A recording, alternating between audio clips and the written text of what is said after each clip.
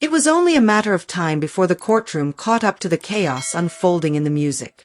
What started as lyrical warfare between two of the biggest names in hip-hop, Kendrick Lamar and Drake, has now become a legal chess match with billion-dollar implications.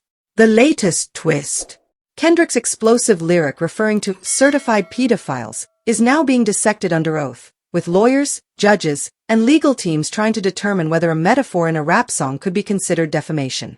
Welcome to celebrity rap life, where the red carpets never roll up and the spotlight never fades.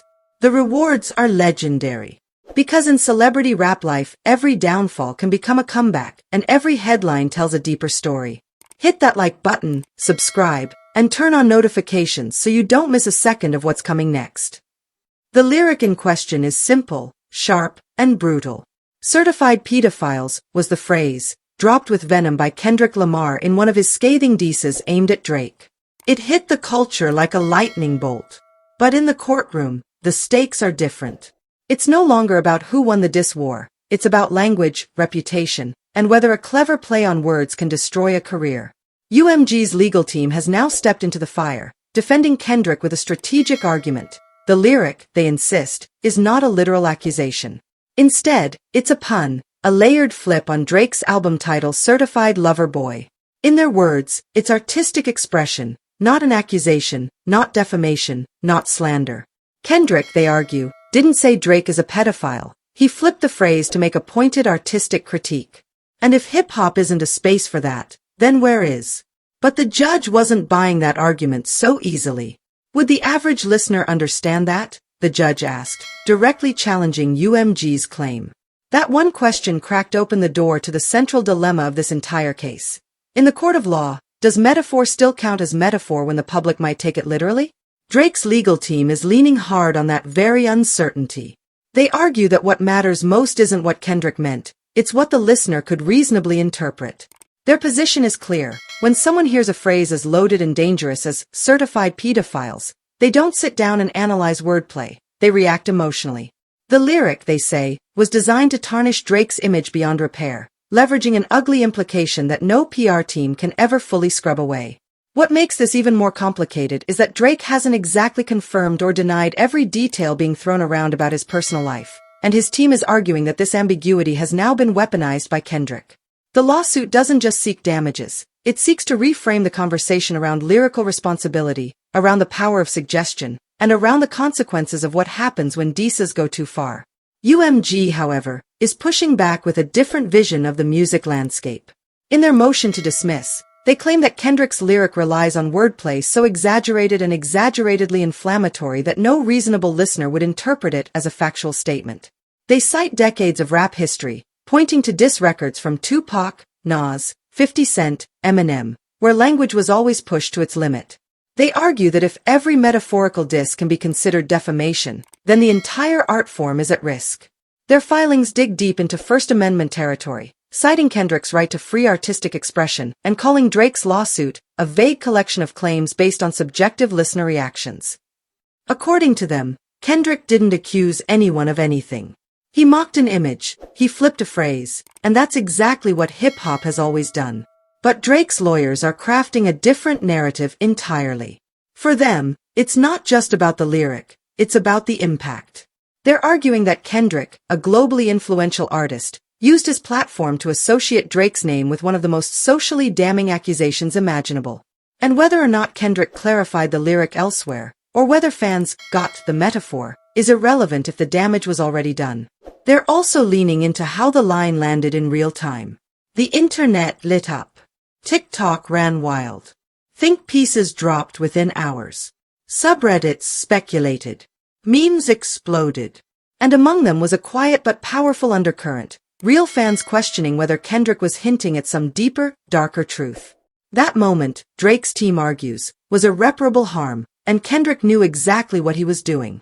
The court case, now brewing into one of the most high-profile music defamation suits in recent memory, raises critical questions about artistic license in the age of digital permanence. Lyrics no longer live on tape decks, they're viral in seconds. Once something is said in a song, it lives forever. If that lyric implies something heinous, even subtly, can it be separated from the person it targets? The answer isn't clear-cut, and the case is forcing everyone, from fans to judges, to reconsider where the line is drawn. How far can an artist go in battle rap before they cross into dangerous territory? And who decides what's clearly metaphor versus what's plausibly defamatory? Interestingly, Kendrick has remained completely silent since the suit began. No statements. No posts. No rebuttals. Whether that's a legal strategy or a conscious act of letting the art speak for itself, it's hard to say. But that silence has allowed the conversation to spiral, filling the vacuum with more speculation and debate. In a way, Kendrick's absence has only fueled the tension. Drake, on the other hand, has reportedly been deeply involved in how his legal team crafts the narrative. He's not just suing for damage control, he's building a case for principle. Behind closed doors, sources close to OVO claim Drake feels deeply betrayed by how far things have gone and believes Kendrick's attack crossed a line the genre isn't ready to normalize. He's not just fighting for his name. He's fighting, as his team sees it, for boundaries in lyrical warfare. The legal community is watching closely. This case is bigger than Drake versus Kendrick. It's about the shifting definition of harm in the streaming era. Lyrics go viral, interpretations become headlines, and artists' reputations can rise or collapse based on a single bar. And if the court sides with Drake, it could set a chilling precedent for creative freedom. Music lawyers are already sounding alarms. Some believe a win for Drake would mean the end of diss culture as we know it, forcing rappers to second-guess every metaphor, every punchline, every exaggerated insult. Others believe this could simply usher in a new era of responsibility, where artists are held to the same standards as journalists, influencers, or public figures who weaponize innuendo. But perhaps the most disturbing possibility is this. What if both sides are right? What if Kendrick did mean it as a metaphor, but also knew it would be interpreted as something darker? What if the lyric lived in the gray area between expression and implication, between critique and character assassination? That's where the danger lies. Hip-hop thrives in that gray zone, where double entendres and coded language are part of the culture. But in court, ambiguity becomes a liability.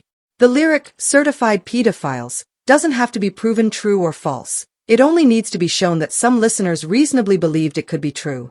And that alone could be enough to shift the outcome. This case could also alter how fans receive lyrics moving forward.